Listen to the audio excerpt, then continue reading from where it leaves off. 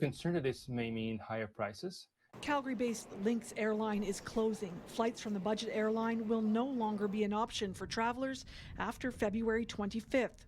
The airline started taking to the skies just a couple years ago, but their model to offer no-frills flights at more affordable rates couldn't stand the test of time in the Canadian market, citing rising costs, high fuel prices, and the difficult economic and regulatory environment as factors for their closure. It's hard for any airline to succeed in Canada. There's just not enough people, and the landmass that we cover is just too big. Lander says that prices are going to go up for Canadian consumers with the closure of Lynx, but not just because of one less provider, but for travelers that are left rebooking canceled Lynx flights.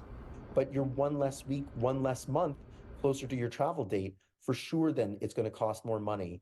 And of course, this is going to upset Canadian passengers, and the government's going to shrug and just say, c'est la vie, there's nothing that we can do about it.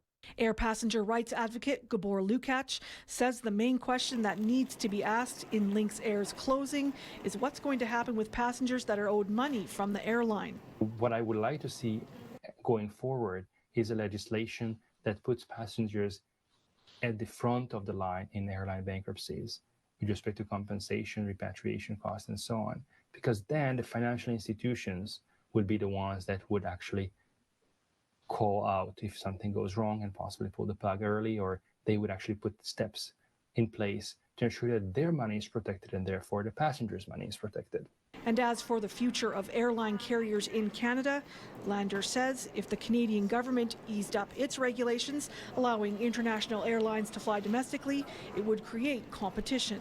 It's still not going to solve the problem, though, of the unprofitable short-haul flights.